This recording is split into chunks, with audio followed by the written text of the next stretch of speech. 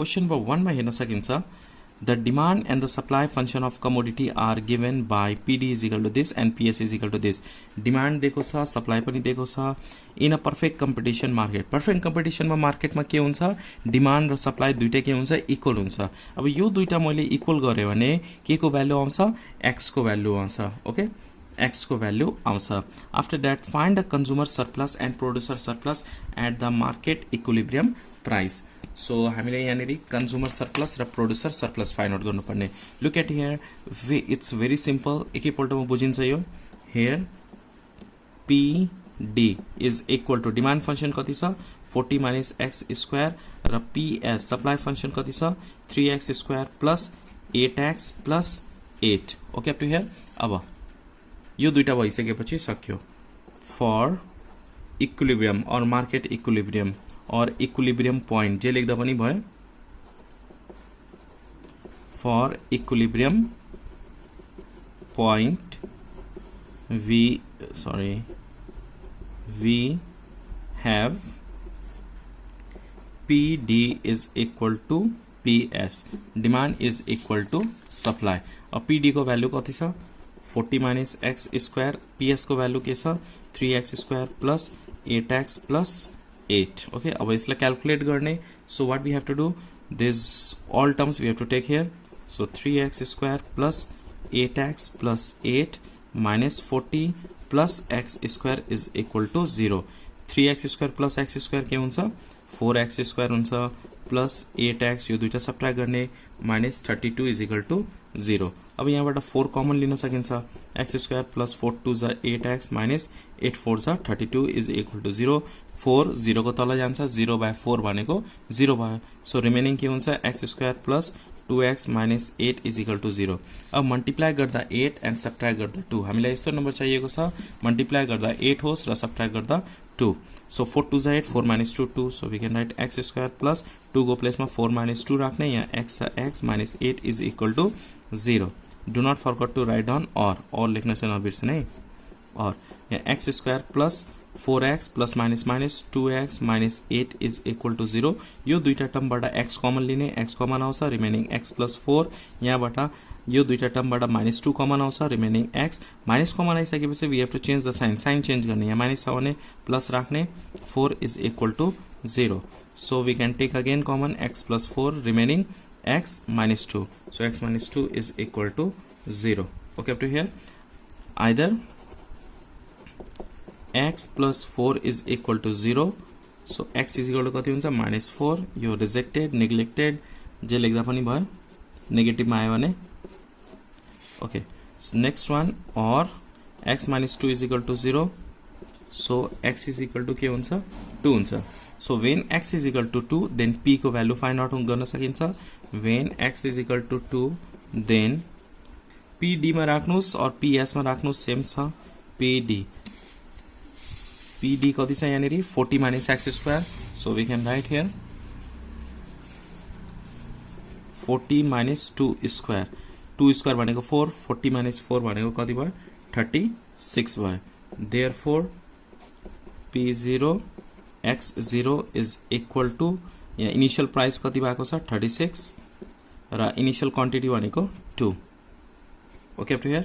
अब हामीले के निकाल्नु पर्ने कन्ज्युमर सरप्लस निकाल्नु पर्ने. कन्ज्युमर सरप्लस को मैले फर्मुला अलरेडी यहाँ भनेको थिएँ 0 to Q0. अब Q0 को ठाउँमा हामी के लेख्छौं x0 राख्छौं किनभने यो x को फर्ममा थियो त्यही भएर x0 लेख्छौं. ओके 0 to x0 यानी PD d x लेख्छौं. त्यसपछि P0 अनि x0 लेख्छौं. Q को प्लेसमा x लेख्छौं. Okay so we can write here consumer surplus is equal to formula के हुन्छ 0 to x0 PD demand function dx minus initial price initial quantity. Okay, so 0 to x initial quantity कति आएको छ x को value 2 आएको छ. So we have to write here 2. demand function इसको formula value कति छ 40 minus x square. So we can write here 40 minus x square dx minus p0 q0 p0 को कति भ्यालु आएको छ p0 36 q0 2 so we can write here 36 into 2 अब यसको calculate गर्ने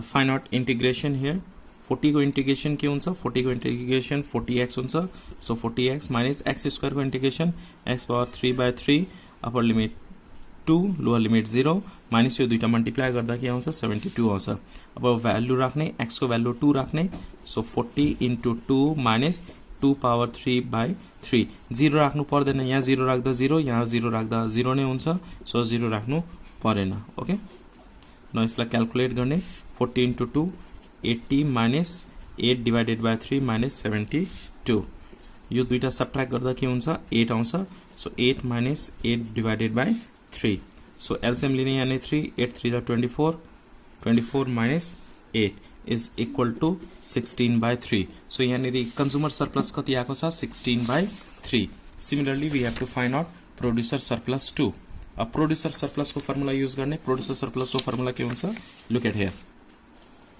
we can write producer surplus is equal to p0 x0 minus 0 to x0 ps dx x हुँदाखेरि x लेख्ने q हुँदाखेरि q लेख्ने अब p को भ्यालु कति आएको थियो 36 र x को भ्यालु 2 छ minus 0 to 2 ps supply function कति छ 3x square plus 8x plus 8 dx okay when you multiply this two we get here 72 so write here 72 minus यसको इंटीग्रेशन गर्ने 3x स्क्वायर को इंटीग्रेशन के हुन्छ 3x power 3 divided by 3 plus 8x को integration 8x square divided by 2 plus 8 को integration के हुन्छ 8x upper limit 2 lower limit 0 okay 0 to 2 72 minus 3 3 cancel भयो अब x को भ्यालु यहाँ पुट गर्ने और 2 4 जा 8 एकपल्ट फेरि लेखौँ है x power 3 minus 4x square plus 8x here 0 to 2 अब 0 राख्नु परेन 0 राख्दा यो पनि 0 यो पनि 0 यो पनि 0 हुन्छ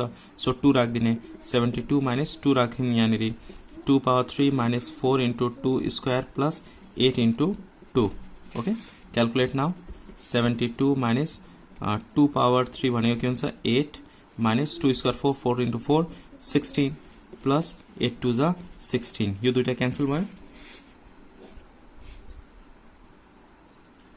16 and 16 cancel 72 minus 8 calculate and write down the answer यहाँ प्लस या प्लस मिस भइरहेछ यो दुईटा एड गर्ने तीनटै एड गर्ने 16 plus 16 32 30 plus 2 के हुन्छ 40 हुन्छ and when you subtract we get here 32 hope you understand how to find out consumer surplus and producer surplus which is very important for class 12 exam